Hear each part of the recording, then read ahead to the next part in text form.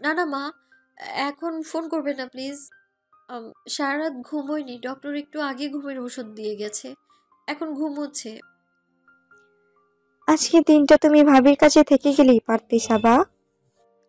সাবা প্রকর্ষ দীর্ঘশ্বাস ফেলে আর চোখে একবার সাফকাতের দিকে তাকিয়ে আবারও দৃষ্টি শাশুড়ির দিকে ফিরিয়ে নিয়ে বলে, সেই সুযোগ কি আমার আছে মা? এক রাতের জন্য মায়ের কাছে গিয়েছি, তাই নিয়ে ইতিমধ্যে আমায় কাঠগড়ায় দাঁড় করানো হয়ে গেছে। পুরোটা দিন থেকে গেলে না জানি কি হতো। নিজের ঘরে এসে দরজাটা বন্ধ করে স্বস্তির নিঃশ্বাস ফেললো সাবা। জোর বাঁচা বেঁচেছে জোর বাঁচা বেঁচেছে সে। ভেবেছিল সাফকাত বাড়ি ফেরার আগেই ফিরে আসবে সে। তার হলো কই। নতুন মোবাইলটা কিনতে কিনতেই তো দেরি হয়ে গেল। জাতীয় পরিচয়পত্র ছাড়া নতুন একটা সিম কিনতে গিয়ে আরো দেরি হয়ে গেল। সব জায়গায় এভাবে সিম কেনা যায় না। অস্থায়ী কতগুলো দোকান থেকে চড়া দামে কিনতে হয় এগুলো। ব্যাগ থেকে মোবাইলটা বের করে সাবা। মোবাইলটা বন্ধই ছিল। বন্ধ মোবাইলে সিম ঢুকিয়ে আলমারিতে নিরাপদ স্থানে লুকিয়ে রাখলো। এই মোবাইল বাড়িতে ব্যবহার করা যাবে না। সর্বোচ্চ সতর্কতা অবলম্বন করবে এবার সাবা। কিছুতেই ধরা পড়বে না সাফকাতের হাতে। পুরো দিনটা যে যার ঘরে কাটিয়ে দিল। ব্রেকফাস্ট সেরে বিকেল পর্যন্ত ঘুমালো সাবা। অফিসে যাওয়ার শক্তি তার মাঝে আর অবশিষ্ট নেই। ফোন করে ছুটিও নেয়নি। কেন যেন কাজের প্রতি বিচিত্র এক অনীহা সৃষ্টি হয়েছে তার মাঝে। মানুষের কাছে সত্য পৌঁছে দেওয়ার ব্রত নিয়েছে। সাংবাদিকতাকে আপন করে নিয়েছিল সে। পড়াশোনা করতে করতে স্বপ্ন দেখেছিল মানুষকে ভুল তথ্য দিয়ে বিভ্রান্ত সে করবে না। অন্যায়কারীদের মুখোশ টেনে ছিঁড়ে ফেলতে দ্বিধাবোধ করবে না। কাজটা নিয়ে হাজারো স্বপ্ন ছিল তার।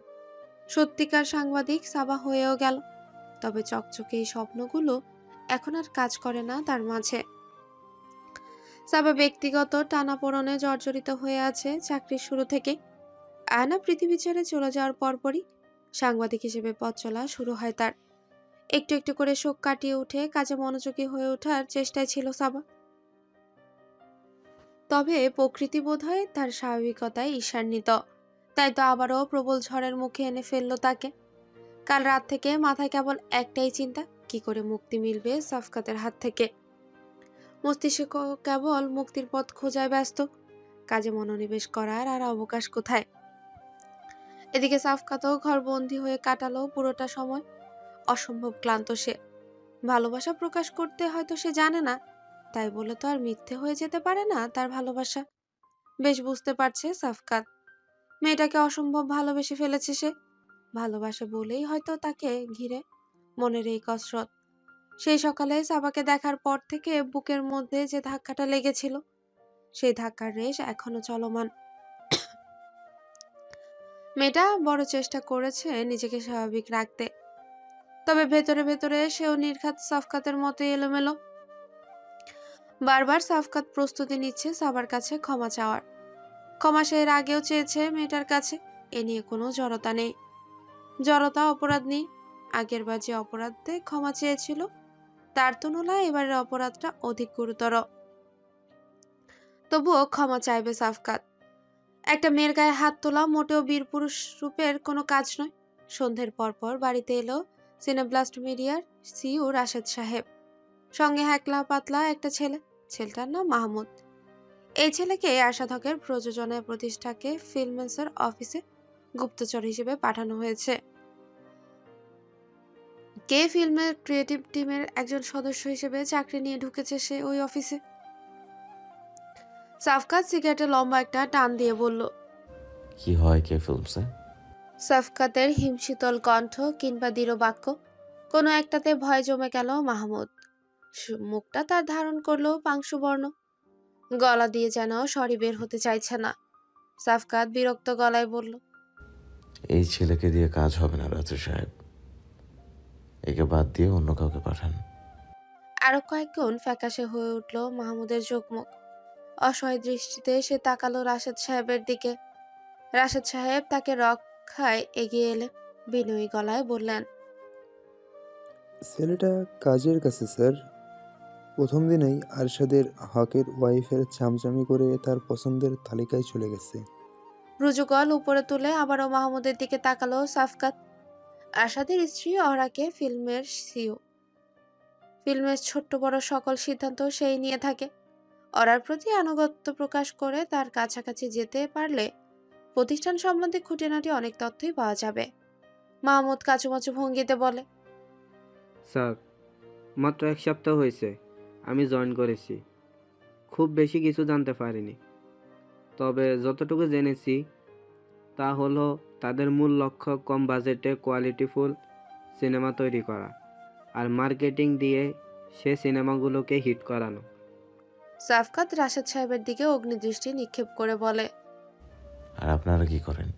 এক একটা সিনেমার বাজেট রাখেন 1 কোটি 2 কোটি, প্রপার মার্কেটিংও করেন না। রিলিজের আগের দিন ট্রেলার রিলিজ করেন। সিনেমা ব্যবসা করবে কি করে? রাশেদ সাহেব ভীত ভঙ্গিতে মেঝের দিকে দৃষ্টি নিক্ষেপ করে বসে রইলেন। সাফকাত মাহমুদের দিকে তাকিয়ে গম্ভীর গলায় বলল, রাশেদ সাহেব নিশ্চয় তোমাকে ঠিকঠাক পেমেন্ট দিচ্ছে? মাহমুদ তৎক্ষণাৎ হ্যাঁ সূচক মাথা নাড়িয়ে বলে, জি স্যার। ওখান থেকে ছোট বড় যা ইনফরমেশন পাও সব ওনাকে জানাবে। মাহমুদ বাধ্য গলায় বলে। অবশ্যই স্যার। সাফকাত আবারও বিরক্তি ভরা দৃষ্টিতে রাশেদ সাহেবের দিকে তাকিয়ে বলে, আর রাশেদ সাহেব, আমি কিন্তু এসব নিয়ে আর মাথা ঘামাচ্ছি না। এই ছেলে কে ফিল্মসের সব ট্যাকটিক্স আপনাকে এসে জানাবে। ওদের ট্যাকটিক্স ব্যবহার করে ওদেরই হারাবেন। কি করে সে ট্যাকটিক্স ব্যবহার করতে হয় এটাও যেন আমাকে বলে না দিতে হয়। কে ফিল্মসকে ধ্বংসের ষড়যন্ত্র রচনা করা নিয়ে বিন্দুমাত্র অপরাধ বোধ নেই সাফকাতের মাঝে। ব্যবসায় টিকে থাকতে হলে প্রতিদ্বন্দ্বীর গতিবিধি নজরে রাখা দোষের কিছু নয়। এদেশের সিনেমা ইন্ডাস্ট্রি সাফকাতের গড়ে তোলা সাম্রাজ্য। তার একক সাম্রাজ্য আকস্মিক বহিরাগতর অনুপ্রবেশ তো সে সহ্য করবে না। বিকেলে সাবার ঘুম ভাঙার পর আতিয়া আলম আদরের পুত্রবধূর যত্নে ব্যস্ত হয়ে গেলেন। নিজ হাতে খাইয়ে দিলেন, চুলে তেল দিয়ে বেনি করে দিলেন, তাকে সঙ্গে দিয়ে দীর্ঘ সময় গল্প করলেন। ফলে সাবাকে আর একা পাওয়া গেল না। এদিকে সাফকাত স্টাডি রুমে অন্যান্য কাজে ব্যস্ত হয়ে পড়ে। রাত 11টা নাগাদ কাজ করতে করতে হাঁপিয়ে উঠল সাফকাত। মনে সুপ্ত ইচ্ছে জেগে উঠল ছাদের খোলা হাওয়ায় ধূম্র জালে ঠোঁট কালো করার। ইচ্ছে পূরণ করতেই ছাদে উঠে গেল সাফকাত। তবে সিগারেট তার মনোযোগ আর পেল কই। সমস্ত মনোযোগ নিজের দিকে টেনে নিয়ে গেল তার অন্তরাত্মাকে নির্দ্বিধায় এলোমেলো করে দেওয়া মেয়েটা। ছাদে পা রাখতে অস্পষ্ট আলোয় সাবাকে দেখলো সাফকাত। রেলিং ঘেঁষে আকাশের পানে তাকিয়ে আছে মেয়েটা। তার পরনে কালো রঙের একটা টপস আর মেরুন স্কার্ট। চুলগুলো খোপা করে রেখেছে বলেই সাফকাত স্পষ্ট দেখতে পাচ্ছে।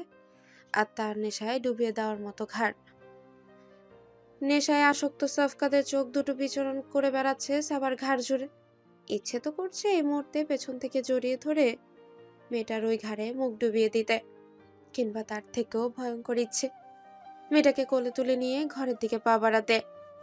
অস্পষ্ট ইচ্ছেগুলো মুহূর্তেই দমিয়ে ফেললো সাফকাত। সেই ইচ্ছে পূরণের পরিস্থিতি আজও নেই, তার কারণেই নেই। ধীর পায়ে এগিয়ে গেল সাফকাত। নিঃশব্দে সাবার পাশে এসে দাঁড়ালো। তার উপস্থিতি টের পেয়ে চমকে উঠে চোখ দুটো তার দিকে নিক্ষেপ করলো সাবা। মেয়েটা বড়ই অদ্ভুত। কাল রাতে এমন তিক্ত অভিজ্ঞতার মুখোমুখি হওয়ার পরেও কোনো প্রকার অভিমান নেই তার মাঝে। তার জায়গায় অন্য কোনো মেয়ে হলে তো পদে পদে মুখ ফিরিয়ে নিত সাফকাতের উপর থেকে। নীরবতা ভঙ্গের উদ্দেশ্যে সাফকাত ভারী গলায় বলল, এত রাতে এখানে কি করছো? এত রাতে এখানে আসতে নিষেধ আছে নাকি?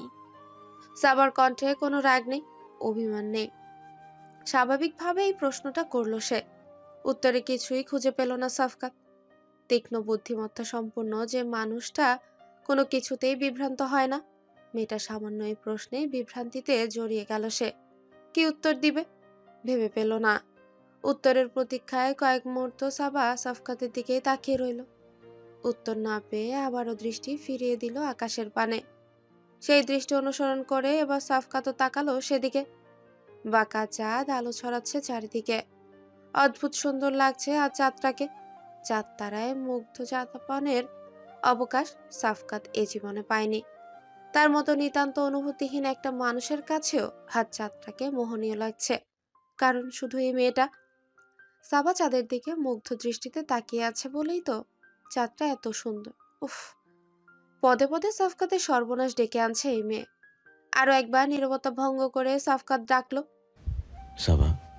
সাবা আবারও ঠিক তার চোখের দিকে তাকিয়ে স্বাভাবিক গলায় বলল। হুম। কয়েক মুহূর্ত চুপ করে থেকে সাফকাত বলল। আম সরি, আমি সাফকাত আর কিছু বলতে পারে না, তার আগে তাকে থামিয়ে দিয়ে সাবা অত্যন্ত স্বাভাবিক গলায় বলে। ইটস ওকে, সমস্যা নেই। সাফকাত ধীর ভঙ্গিতে বলল। না, সমস্যা আছে। তোমার গায়ে হাত তোলার কোনো অধিকার আমার নাই। আমি চাইও নি, নিজেকে কন্ট্রোল করতে না পেরে। সাবা ক্ষীণ হেসে বলল। কোনো সমস্যা নেই, বললাম তো। ঠিকই করেছেন আপনি। আপনার বউ আমি, একটা সোশ্যাল স্ট্যাটাসও তো আমারও আছে। যার তার কথা বলা কি মানায় আমায়? সাবা সাফকাতের সঙ্গে স্বাভাবিক গলায় কথা বললেও ভেতরে ভেতরে রাগে ফুঁসছে। সমস্যা কি ছেলে? এই কষ্ট দিবে, রাগ দেখাবে, এই ক্ষমা চাইবে। মাফ করবে না এবার আর তাকে সাবা, উচিত শিক্ষা দিয়েই ছাড়বে। সাফকাতের কোনো ক্ষোভ যাতে তার উপর না থাকে, তাই এই স্বাভাবিক থাকার অভিনয়। যত বেশি ছেলেটা রাগ করবে তত বেশি নজরদারি বাড়িয়ে দিবে সাবার উপরে। হঠাৎই সাবার চোখ গেল ব্যান্ডেজে মোড়ানো সাফকাতের হাতটার দিকে। উদ্বিগ্ন গলায় সাবা বলল। আপনার হাতে কি হয়েছে? সাফকাত বরাবরই মতোই থমথমে গলায় বলল। কিছু না। দেখি। নির্দ্বিধায় হাত বাড়িয়ে সাফকাতের হাতে স্পর্শ করলো সাবা। এই প্রথম নিজ থেকে তাকে স্পর্শ করলো সাবা। এই স্পর্শ যে তার পাশে দাঁড়িয়ে থাকা পুরুষটির মনে আগুন ধরিয়ে দিয়েছে, এই খবর যদিও তার জানা নেই। সাবার নরম দু হাতের মুঠোয় সাফকাতের শক্তপোক্ত হাতটা। সাবা বেশ বুঝলো নিজেকে আঘাত করে এই ক্ষতের সৃষ্টি করেছে সাফকাত। সাবা হতভম্ব গলায় বলল। আপনি কি পাগল? মনে মনে মুচকি হাসলো সাফকাত। পাগল সে বটেই, আগে ছিল না। আগে তার বিবেক সর্বক্ষণ সঙ্গ দিত, আজ বিবেক ছুটে পালিয়েছে।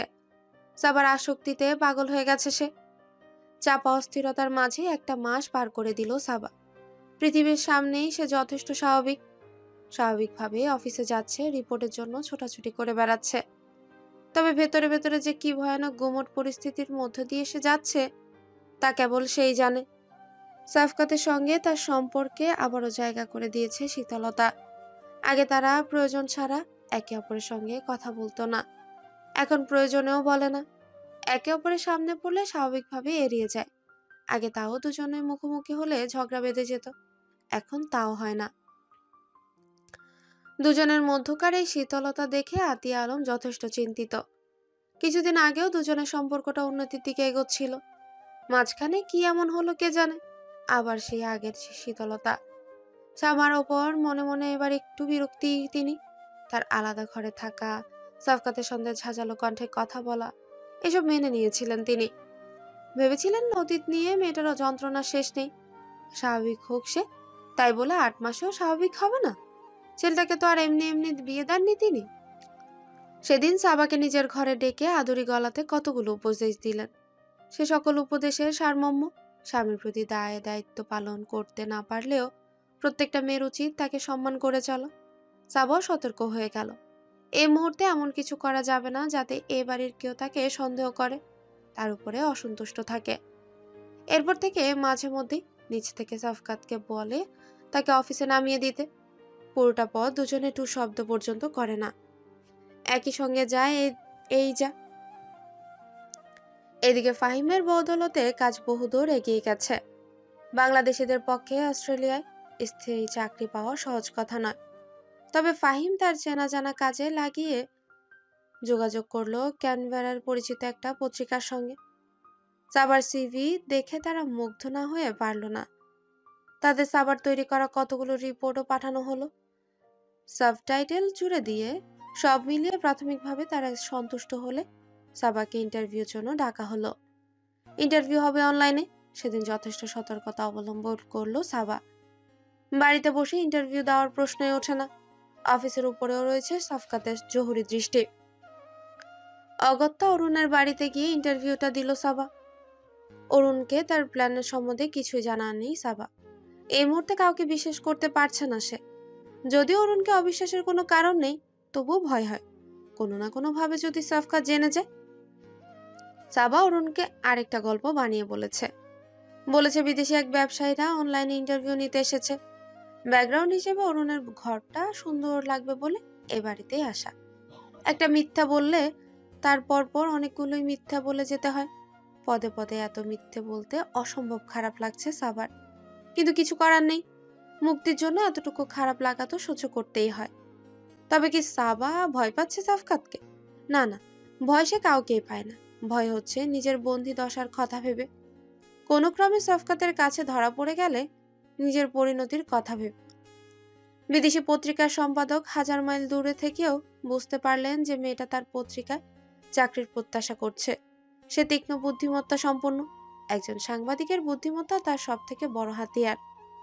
ইন্টারভিউ সপ্তাহখানেকের পরেই কনফার্মেশন লেটার পেয়ে গেল সাবা। তাদেরকে সম্পূর্ণ নতুন একটা ইমেল অ্যাড্রেস দিয়েছিল সে, যা কিছুদিন আগে অফিসে বসে ফাইমের ল্যাপটপ থেকে খুলেছিল, যা কোনোভাবেই সফকাতে জানার কথা নয়। কনফার্মেশন লেটার পাওয়ার পর ফাহিমের প্রতি বিশ্বাস বেড়ে গেল সাবার। ছেলেটা কাজের আছে তাহলে। সাফকাত হঠাৎ মালয়েশিয়ার গেল একটা বিজনেস ডিলের জন্য। সে দেশে না থাকলে সাবার নিরাপত্তা এতটাও কড়াকড়ি থাকে না। বিদেশে বসে কাজের চাপে সাফকাত তার উপরে নজরদারি করাও অবকাশ পায় না। সুযোগের সদ্ব্যবহার করে সাবা ভিসার আনুষ্ঠানিকতায় ব্যস্ত হয়ে পড়ল। এদেশে অস্ট্রেলিয়ার কোনো দূতাবাস নেই। বিএফএস এর অফিসে তাকে যেতে হলো ইন্টারভিউর জন্য। হাজারটা ঝুট ঝামেলা, সব ঝামেলা ফাহিম নিজেই সামাল দিল। এই মাসে তার অস্ট্রেলিয়া ফিরে যাওয়ার কথা ছিল। সাবাকে সাহায্য করবে বলেই নিজের ফিরে যাওয়া পিছিয়ে দিল। ভিসার আনুষ্ঠানিকতার জন্য পাসপোর্ট সাবার কাছে নেই। যদিও না অস্ট্রেলিয়া থেকে ভিসা পাঠানো হবে তাকে, তবু অন্যান্য আনুষ্ঠানিকতার জন্য পাসপোর্টটা সেখানেই জমা রাখা হয়েছে। সাফকাত মালয়েশিয়া থেকে ফেরার কিছুদিন পরের ঘটনা। ছাদের ওই কথোপকথনের পর সেদিন প্রথম নিজ থেকে কথা বলতে এলো। ব্যস্ত ভঙ্গিমায় বলল, সাবা, তোমার পাসপোর্টটা লাগবে। মনে মনে ভূত দেখার মতো চমকে উঠল সাবা। সাফকাত হঠাৎই তার পাসপোর্ট চাচ্ছে কেন? কিছু কি টের পেয়ে গেল নাকি? তাহলে মনে মনে চমকে উঠল। বাইরে যথেষ্ট স্বাভাবিক থেকেই সাবা বলল, কেন? সাফকাত গম্ভীর গলায় বলল, মা আর শামার আমেরিকার ভিসার জন্য অ্যাপ্লাই করব। ওরা বছরে একবার ওখানে খালার কাছে যায়। তোমার ইচ্ছা হলে তুমিও যেতে পারো, তাই এই জন্য তোমার ভিসার অ্যাপ্লিকেশনও করব। মনে মনে ঢোক গিলল সাবা। সত্যের মতো করে মিথ্যে বলার মতো কঠিন কাজ এই পৃথিবীতে দ্বিতীয়টা নেই। সেই মিথ্যে যদি বলা হয় সাফকাতের মতো চতুর ব্যক্তির কাছে, তাহলে তো কথাই নেই। সাবা মুহূর্তেই মনে মনে কথা সাজিয়ে বলল, আমার ভিসা অ্যাপ্লিকেশন তো করতে পারবেন না। আমার পাসপোর্টের মেয়াদ শেষ, রিনিউ করানো হয়নি। সাফকাত তীক্ষ্ণ স্বরে বলল, তাহলে রিনিউ করিয়ে আনো। আমি পাসপোর্ট অফিসের সাথে কথা বলে রাখছি। আবারও ধক করে কেঁপে উঠল সাবার বুকটা। নিজের চেয়ে হাজার গুণ শক্তিশালী প্রতিদ্বন্দ্বীর সঙ্গে প্রতিযোগিতায় নামাটাই তার ভুল হয়েছে। ভুল হোক আর ঠিক, এবার যখন এই প্রতিযোগিতায় সাবা নেমে গেছে, তখন আর পেছন ফিরে তাকাবার সুযোগ নেই। সাবা কম্পিত স্বরে স্বাভাবিকতার ছোঁয়া এনে বলে, আপনাকে অযথা এত ঝামেলা নিতে হবে না। আমি নেক্সট উইকেই বাবা মায়ের সঙ্গে রিনিউ করতে যেতাম। ওদের পাসপোর্টেরও মেয়াদ শেষ। পাসপোর্ট অফিসে বাবার পরিচিত লোক আছে, একদিনেই কাজ হয়ে যাবে।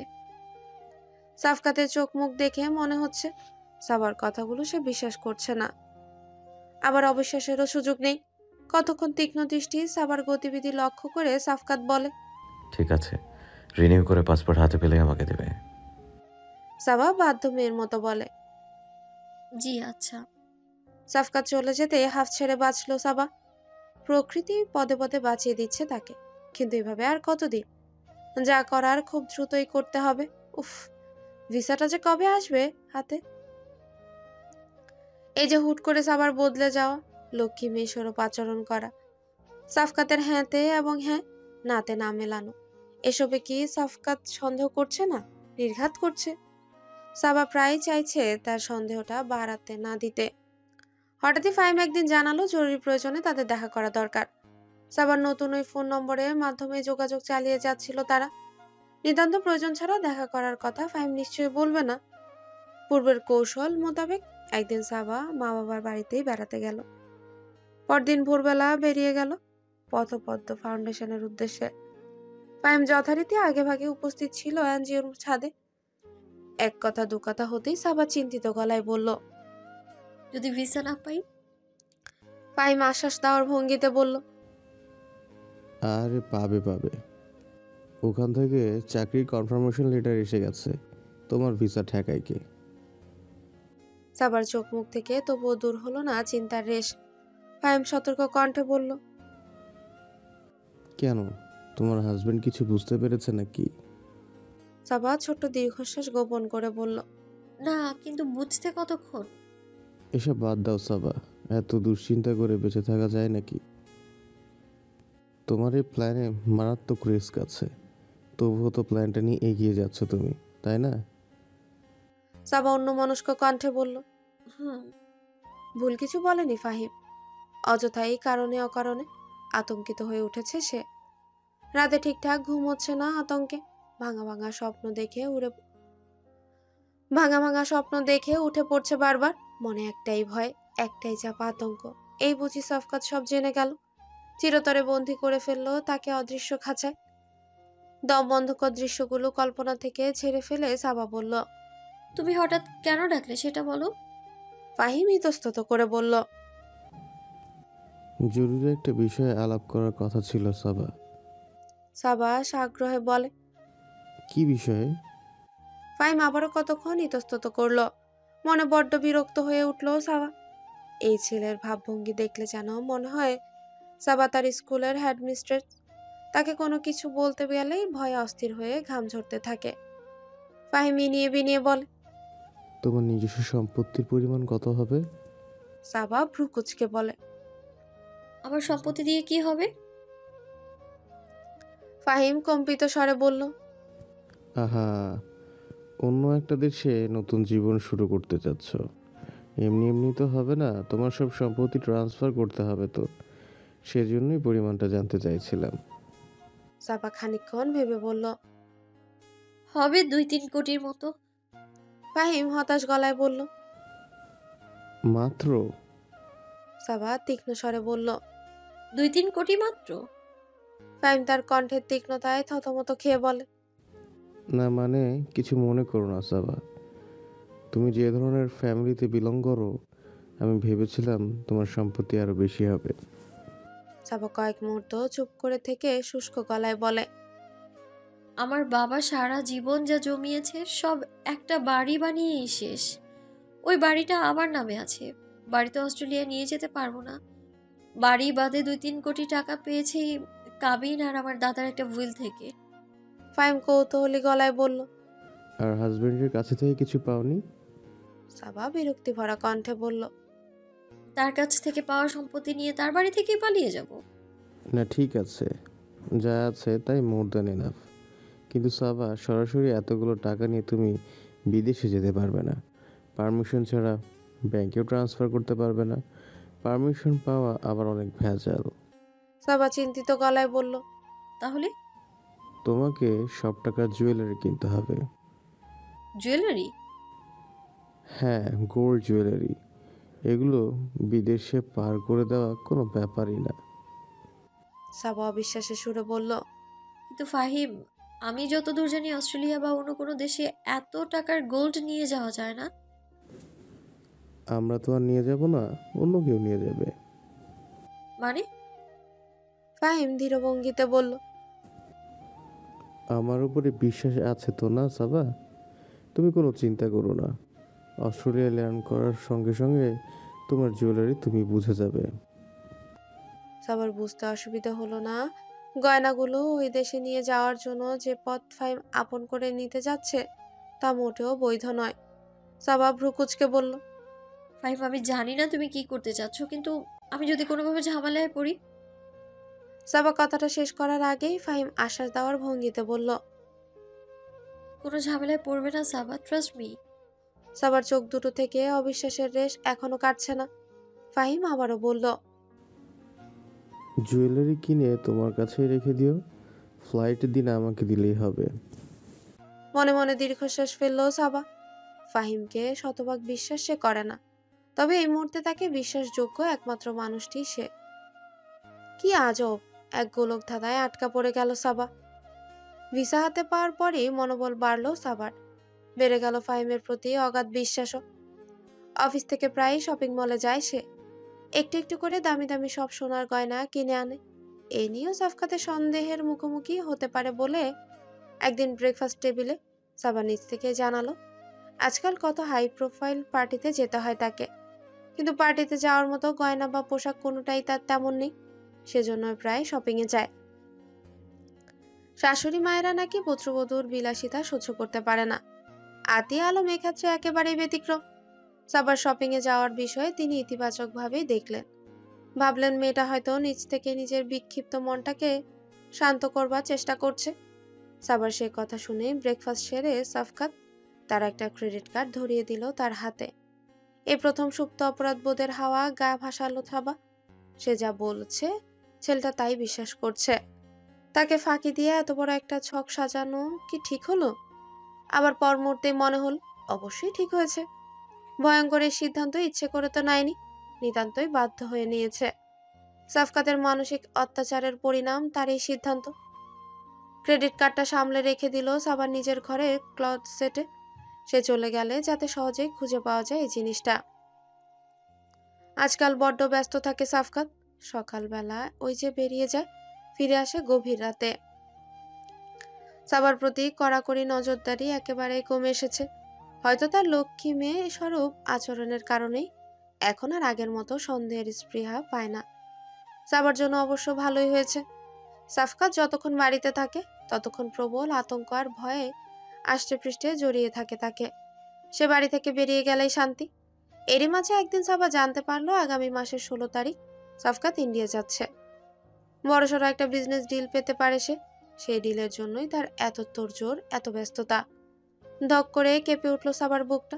উত্তেজনায় গলা শুকিয়ে কাঠ হয়ে গেল। এই মোক্ষম সুযোগ। সাফকাত ইন্ডিয়া 5 দিন থাকবে।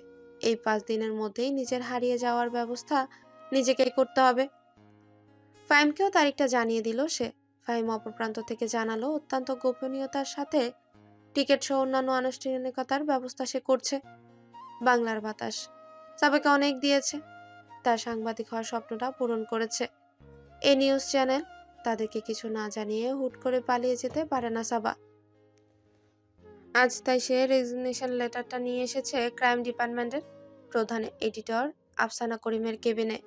আফসানা সাবার রেজিগনেশন লেটারটা হাতে পেয়ে কয়েক মুহূর্ত স্তম্ভিত হয়ে বসে রইলেন। বাংলার বাতাস এর সব থেকে সম্ভাবনাময়ী সাংবাদিক সাবা। চাকরির বয়স সবে 1 বছর হয়েছে, ইতিমধ্যে ছুঁয়েছে সফলতার উজ্জ্বলতা। এমন একজন সাংবাদিকের আচমকা চাকরি ছেড়ে দেওয়াটা সহজে মেনে নেওয়া যায় না। আফসানা বিস্ময়ের চূড়ান্তে শিখরে পৌঁছে বললেন, এসবের মানে কি সাবা? হুট করে চাকরি ছেড়ে দেওয়ার মানে কি? You are one of the brilliant minds we have. Saba ইতস্তত করে বলল, আপা, চাকরিটা করতে আমার আর ভালো লাগছে না। কথাটা পুরোপুরি মিথ্যেও নয়। ইদানিং সত্যি সাংবাদিকতার প্রতি আগের সে টান অনুভব করে না সে। যদিও এর কারণ তার অজানা নয়, কারণ হলো মনের বিক্ষিপ্ততা। আফসানা আক্ষেপে সুরে বলেন, এটা কোনো কথা হলো? তুমি তো টিনেজারদের মতো কথা বলছো। চাকরি করতে ভালো লাগছে না বলে চাকরি ছেড়ে দিতে হবে, একবারও কেরিয়ারের কথা ভাববে না? সাবা কয়েক মুহূর্ত চুপ করে থেকে বিনয়ী গলায় বলে, আপা, শুরুর দিকে চাকরিটা নিয়ে যে থ্রিল আমার মধ্যে ছিল এখন আর সেটা নেই। আগ্রহ ছাড়া কাজ করলে আমি তো চ্যানেলটাকে আমার সেরাটা দিতে পারবো না। চ্যানেলের প্রতিও একটা অন্যায়। আর আমি আগ্রহ ছাড়া কাজ করে যাব, এর থেকে ভালো এমন কেউ আমার জায়গায় আসুক যে আগ্রহ নিয়ে চ্যানেলটাকে নিজের সেরাটা দিবে।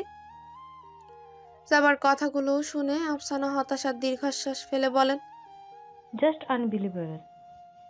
সাবা চুপ করে রইল। বাংলার বাতাস যে তাকে সহজে ছাড়বে না এটা সে আগেই বুঝেছিল। আফসানা হঠাৎ থমথমে গলায় বলে, ফ্যামিলি থেকে কোনো চাপ নেই তো? সাবা দৃঢ় গলায় বলে, না না আপা, এটা সম্পূর্ণ আমার নিজের সিদ্ধান্ত।